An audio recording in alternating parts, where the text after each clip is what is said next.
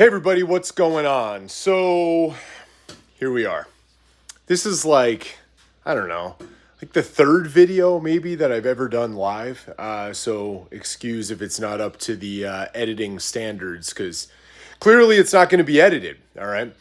But anyway, I want to do this a little bit different and actually show you a little bit of the time that goes into something like this. Now, this piece here is the corner armor you have not seen on Warpaint. This corner armor is actually what's going to be in tonight's video. So make sure that you guys tune in and watch that, because if you want to know how to paint match something to your vehicle, now it doesn't have to be a Jeep, but I do go through where to get the paint from and the steps and all those kinds of things and how to actually get it done so that it actually looks pretty good. Now this here, it's good. It's not show quality. All right. You scratched your dad's hot rod outside, like you're screwed. Don't even try doing what I'm doing and say you learned it from me, because it's not going to work. But for a vehicle that you're going to take out on the rocks, for a vehicle that's not a show vehicle, this is going to work perfect. It's going to allow you to basically paint match your accessories and those kinds of things. And that video tonight shows you exactly how to do it. But before I show you that, we have the garage cat back over there. I don't know if you see her right over there. She just came in and is hanging out. But I'm going to show you guys basically how to wet sand it. Again, like I say in tonight's video, I am not a body guy, okay? I can make it look pretty decent. I don't know how well you can really see the finish there through the cell phone and selfie mode, but it's pretty good. It matches pretty good. But the finish on this piece is not the same as the finish on the Jeep. It is clear coated, but we're going to go through a couple of things. I'm going to show you guys how I can basically do this again and wet sand it to get that mirrored, shine out of it. And you only need a couple of things to do it. So number one, you guys need rubbing alcohol. Nothing crazy. I got this from, obviously my local pharmacy. It's not a big deal. A squirt bottle or water with a couple drops of dish soap in it. It doesn't have to be warm, doesn't have to be cold, doesn't really matter. Some people go crazy. They use distilled water. You don't need distilled water, okay? Regular water is fine. I mean, again, it's not a show car, guys. Like, what are we doing here? I got some paper towels for the rubbing alcohol. A sponge from your wife's kitchen. So tread lightly there. And then I'm using 2000 grit sandpaper. Now, you need pretty fine sandpaper. You can do it with 1000 grit. I wouldn't if I were you, but you could. You could do it with 3000 grit. That would be better. I just didn't have any. The reason for that is because you're actually going to take your sandpaper and rub it on your paint, and you're going to scratch the crap out of it. 3000 grit is much smoother. So it's not going to do as much damage as quickly. It's more forgiving, right? So if you've never done this before, that fear that you have of scratching the hell out of your freshly or nicely painted surface, that's going to be your best friend during this whole process, because it's going to prevent you from putting too much pressure on it and getting through your clear coat and into your paint. That is something that you don't want to do. That is something that, a paint shop would have to repair. Now, to just give you guys an idea, all right, and to maybe jive up a little bit more fear, clear coat is thin, all right? Plastic wrap, like saran wrap, your layer of clear coat on your vehicle is about that thin. I mean, it's thin, all right? And you're going to take sandpaper to it. So, you got to go easy, all right? You want to go easy. And that's where the sponge comes in, because when you put your fingers on that sandpaper, you're going to have those pressure points on that point of the sandpaper where your fingertip is touching it. Well, wrapping the sandpaper around a sponge avoids that. It kind of spreads out the pressure, so you're not doing it too hard in one spot. The soap and water lubes it up a little bit, and then, the alcohol gets rid of any contaminants or anything that might be on it that you don't want to smear around on your paint. We have the cat joining us again. That's pretty much it. When you're done, you're going to want to use something like a polishing compound. This is like 10 years old from an auto parts store. I don't even know if it works anymore, but turtle wax polishing compound, light to medium, cleaner, it'll work. And that's what we're going to do. So I'm going to throw you over here real quick in my my little selfie stick type thing here. I know the lighting might not be the best to show you guys exactly what this is going to look like here. But I'll show you guys. We'll adjust it and I'll show you what I'm doing and what it actually looks like. Because right now, it's got a little bit of a matte kind of shine to it, right? And again, it doesn't match what's on the Jeep. So I want it to. I want it to match better. So we're going to wet sand it, get it a little bit glossier. All right, so the first thing we're going to do, we're going to use a little rubbing alcohol.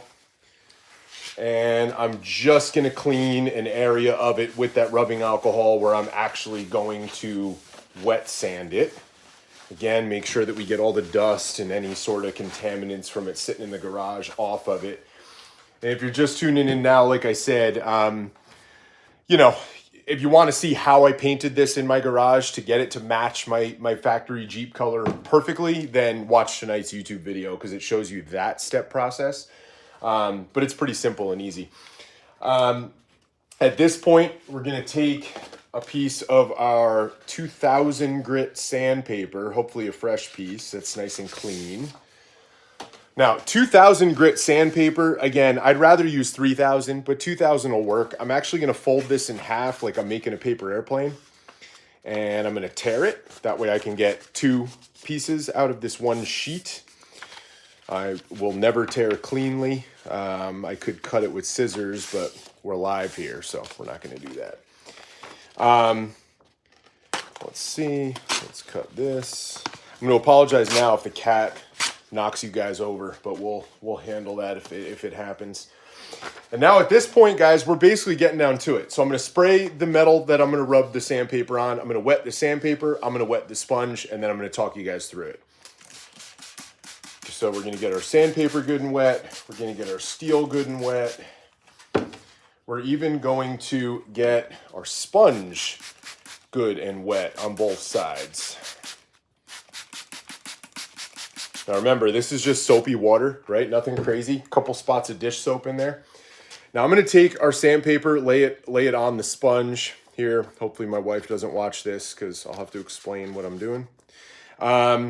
And at that point, guys, right, basically now going to take this, give the sandpaper another shot, and we're just going to rub it on here nice and easy. Now, the benefit to using the sponge is also that as you put pressure on the sponge, you're going to squeeze and introduce more water, more lubrication onto it.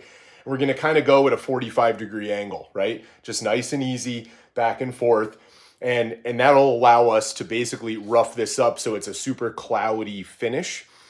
Now, I also want you guys to keep in mind, all right, that if you already have a scratch on here in your clear coat, you want to go in the opposite direction of the scratch, right? If you go in the same direction of the scratch, you're essentially making the scratch deeper or wider, and that's not how you're gonna fill it in.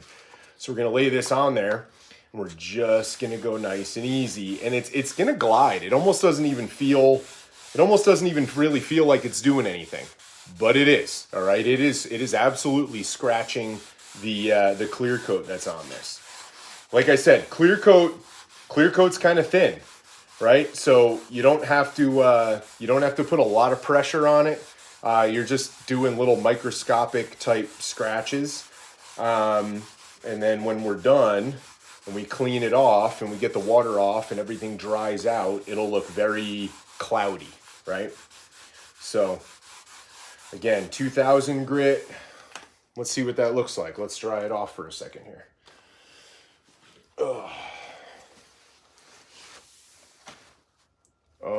Yeah, that looks pretty terrible, right? Definitely not the same as the rest of it. Let me pull you guys out of there. Let me pull you guys out of there and let me see if I can get you in an angle that'll show you the difference in the surface that we just rubbed with the sandpaper.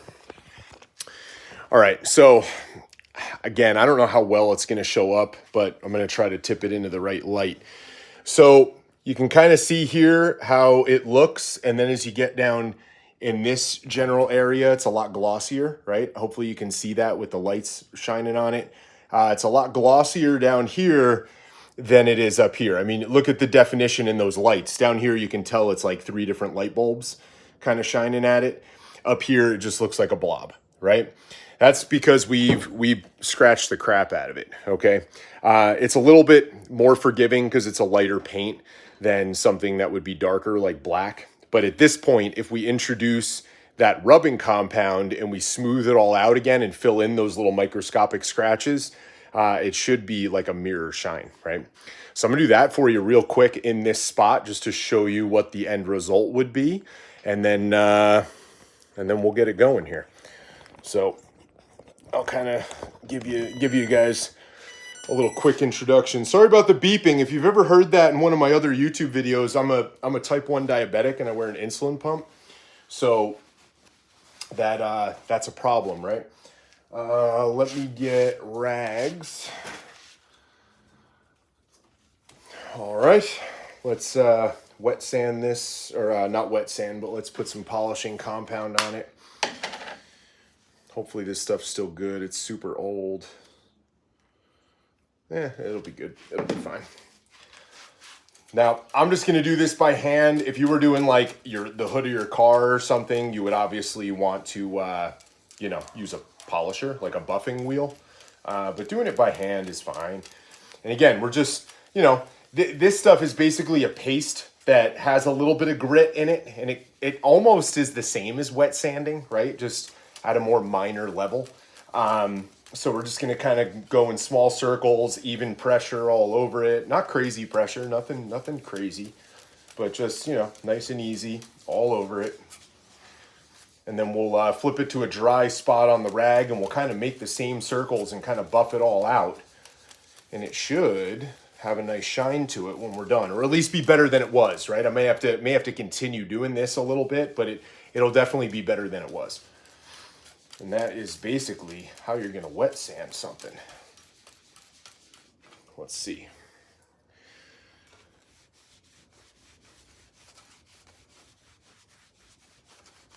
All right. Okay, better than it was. We need a little bit more polishing compound on there. Let's do it a little bit more, and then I'll show you guys.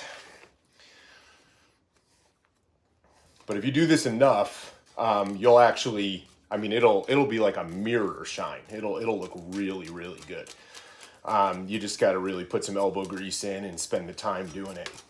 But it'll look really good. Sometimes if you do this actually to an accessory and you have like a vehicle with old factory paint, it'll actually make your accessory look like way better than your factory paint, which is kind of crazy. But let's see here. Let's put some time into this. A little more elbow grease.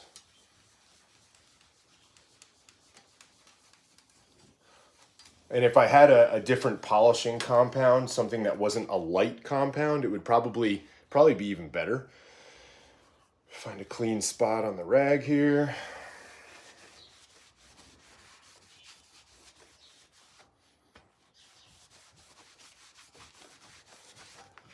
All right.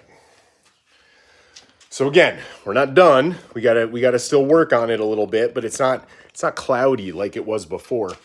I don't know if you guys can tell. See, we're back to having all three lights in there. You saw a second ago how those three lights basically came together and made a blob of one light. Because it was such like a matte finish, right? Because of all the scratches we had put in. But just simply by doing that and eliminating those scratches, that's a great way to explain it right there, is to show you guys that now we have three lights. And not only do we have those three lights, but if you go down here, those three lights before looked way better. They looked way better, and they still do, because we need to continue to rub this out a little bit. And as we continue to do that and really smooth out this surface and polish it up, it'll make it look way better. And you can eventually, if you have enough clear on there and you polish it enough, you can eventually get it to look almost like a mirror, which is pretty awesome. I don't know that this is ever going to look like a mirror because, again, I painted it myself in my garage with, rattle cans and that kind of stuff. But it'll be durable. It'll be, it's a factory match. So, that's a good thing. And we'll get it there.